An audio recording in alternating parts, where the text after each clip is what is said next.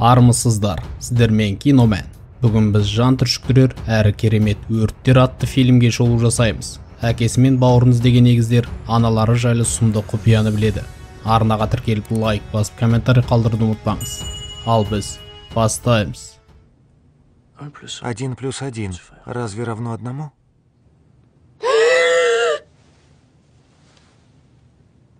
Фильм таяу шығыстың көрінісімен бастау алады. Ал соғыстан ескірген ғимаратта қарулы адамдар балаларды ұстап шаштарын алуда. Оның бірі аяғында 3 нүктесі бар бала.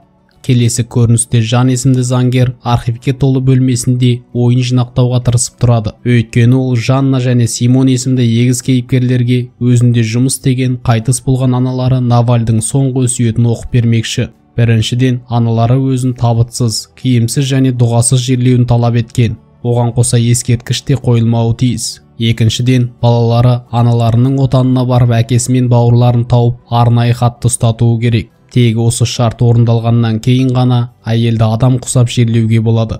Егіздер таң қалуда, өйткені олар әкелері соғыста қайтыс болды деп ойлаған, ал бауырлары жайлы естімегенде. Симон анасының миға симайтын өтінішін орындағысы келмей бірден дұрыс жағынан жерлеуді ұсынады. Бірақ әпкесінің ойында күмән бар. Ол бастығынан бұндай жағдайда не істеуге болатынын сұрайды. Ер адам әдетінше өзінің тәжірибесіне сүйеніп тұжырым жасайды.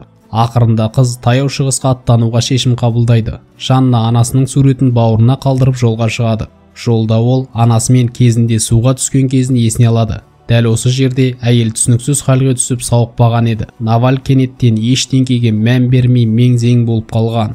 Оқиға өткен шаққа ауысады. Жас қыз Наваль жігітімен кездесіп қашуға аттанады. Бірақ жолда оларды бауырлары күтіп алып жігітті атып тастайды. Өйткені жігіт оларға жау болып келеді.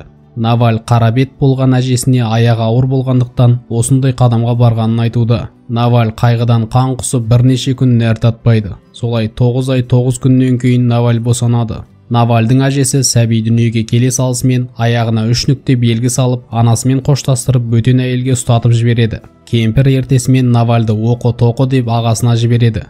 Осы шақ таяу шығысқа келген Жанна бөтен қаланың көшесімен келеді. Ол кезінде анасы білім алған университетке келді. Бұл жерде сол бір кезеңді есінде сақтаған адам кемде кем. Жанна ұстаздармен сөйлесе келе анасын суретінен таныған профессорды табады. Оған қоса ер адам әйел фотоға түскен жерді таниды. Ол Фариат атты оңтүстіктегі түрме. Оқиға өткен шаққа ауысады. Қалада көтеріліс басталғанда Наваль студенттік газетте жұмыс жасайды. Мемлекет азаматтық соғыстың алдында тұр. Азаматтық соғыстың бір себебі дінде еді. Қала көшесімен әскери техникалар жүруде. Қызға алаңдаған ағасы үйге кіруін бұйырады. Кейін олар мемлекеттің оңтүстігінде соғыс жүріп жатқанын біледі. Түнде Наваль туған ауылында орналасқан жетімдер үйіне бару үшін үйінен қашып кетеді. Дәл сол жерде оның ұлы бар еді. Бос көшемен қыз вокзалға жетеді. Ол автобуспен әскерилер мемлекетті екіге бөлген кедергіге дейін жетеді. Наваль шекарашыларға келген мақсаты жайлы жалған айтып әрі қарай жаяу жүреді. Қыз жолшыбай кездейсоқ адамдармен бірге кезінде сүйіктісі мерт болған жерге келеді. Өткенін бір сәт есіне түсіргеннен кейін ол әрі қарай жүріп балаларды қауіпсіз жерге жөнелтуге дайындап жатқан жетімдер үйін табады. Бірақ бұл қыздарға арналған жетімдер үйі. Барлық балаларды бірнеше ай бұрын басқа жерге ауыстырған. Наваль жаңа мекен-жайға келіп жарылыстан қираған үйлерді ғана табады. Бірақ адам денесі жоқ. Адамдар босқындарға арналған тұраққа кеткен. Бірақ нақты қай жерде екені белгісіз. Солай Наваль қиранды арасында отырып көз жасына ерік береді. Кейін ол тау жолымен келеді. Кейіпкер өтіп бара жатқан автобусқа отыру үшін мойнындағы христиан крестін жасырып, мұсылман тәртібімен басын жабады.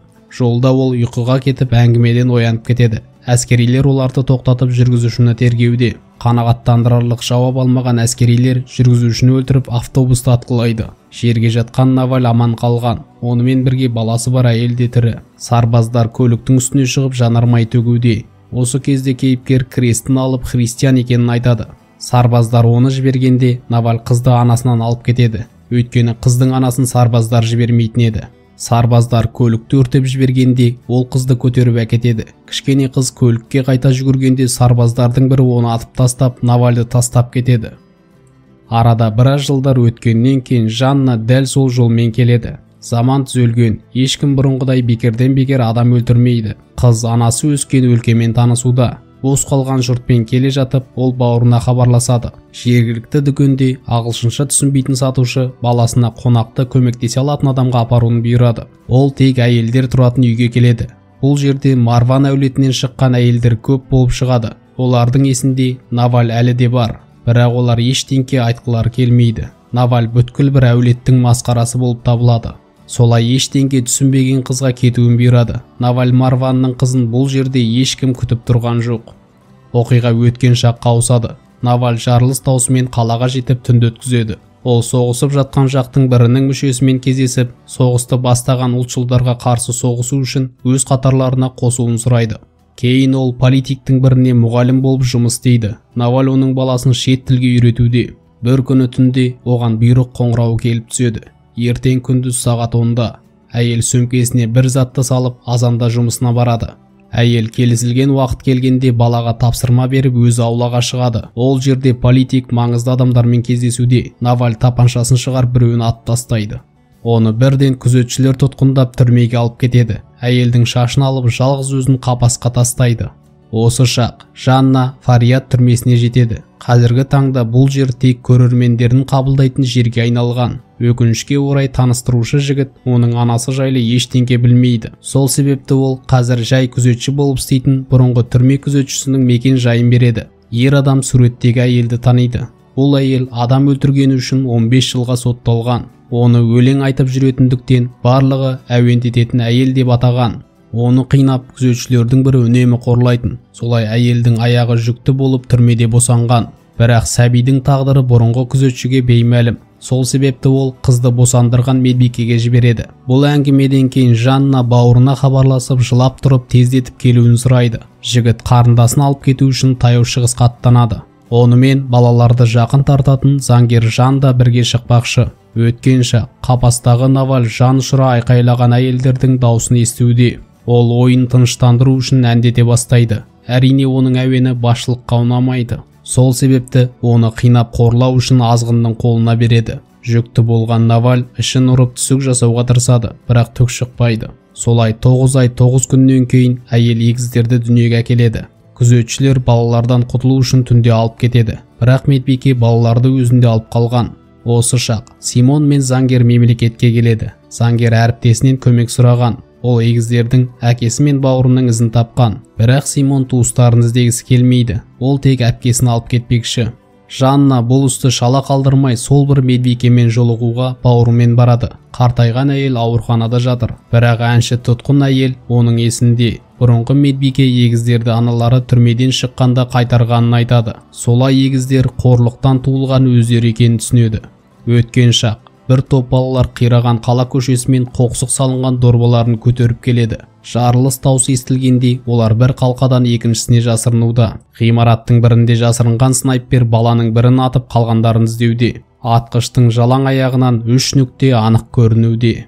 Осы шақ заңгер әріптесімен және егіздермен түскі ас ішуде.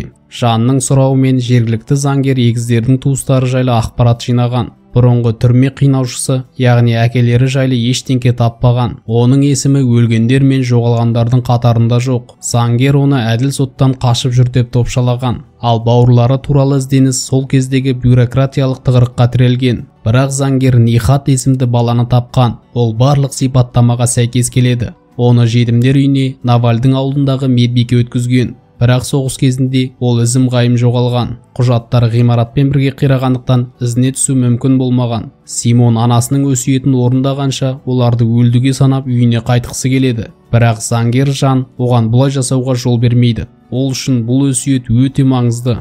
Олар жетімдер үйін қиратқандардың басшыларын анықтайды. Олар балаларға не болғанын білуі керек. Бірақ оны өзі қаламайынша табу мүмкін емес. Симон мен Жан босқындарға арналған тұраққа келеді. Олар қайда жүру керектігін білместен тар көшелермен келеді. Сол арада жергілікті тұрғындар оларды қонақ етіп шайға шақырады. Нұсқау бойынша шетелдіктер ұсынысты қабылдайды. Бірақ жергілікті аңызға айналған әуендететін әйелдің баласымын дегеніне қарамастан іс алға жылжитын емес. Ешкім ештеңке білмейді. Бірақ қонақ үйге келгенде оларға 2 адам келіп өздерімен жүруін сұрайды. Жергілікті заңгермен кеңескен жігіт келісім береді.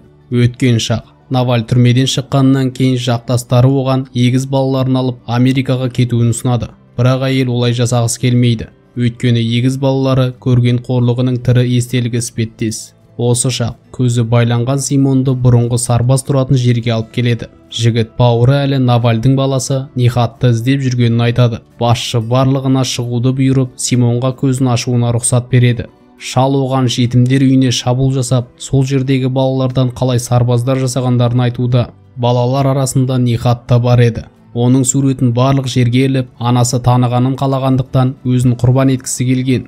Бірақ оның орнына Нихатты Фарият түрмесіне жұмысқа жіберген. Келесі көріністе естігенін қорыта алмай отырған Симон қонақ үйде отырады. Оның бөлмесіне әпкесі кіріп сұрақ қояды. Өткен шақ суда шомылып жүрген егде тартқан Наваль жағаға келіп, аяғында 3 нүктесі бар жігітті көреді. Баласының белгісін байқаған әйел байыппен сыртқа шығып жанына жақындайды. Ер адам бұрылғанда Наваль өзін түрмеде қинап қорлаған адамды таниды. Бұл жігіт егіздердің әкесі.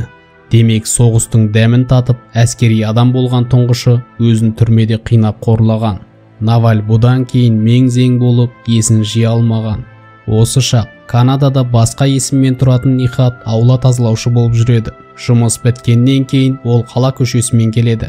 Оның жанына Симон мен Жанна келіп, аналары өсиет еткендей 2 хатты ұстатады. Үйіне кірген Нихат хатты оқиды. Әкесіне делінген хатта Наваль өзін тұтқын ретінде таныстырып, хатты балалары бергенін жеткізеді. Ал олыма деген хатта өмір бойы іздегенін, бірақ таппағанын, тек өкшесіндегі белгіден танығанын айтады. Егіздер болса өсиет бойынша аналарының соңғы хатын алады. Олар көз жастарын тия алмай, аналарының соңғы сөзін оқиды. Енді оны дәстүр бойынша жерлеуге болады. Ал соңғы көріністе өз-өзін жоғалтқан ұл мен әке және құбыжық Нихат Навальдың көрінің алдында тұрады.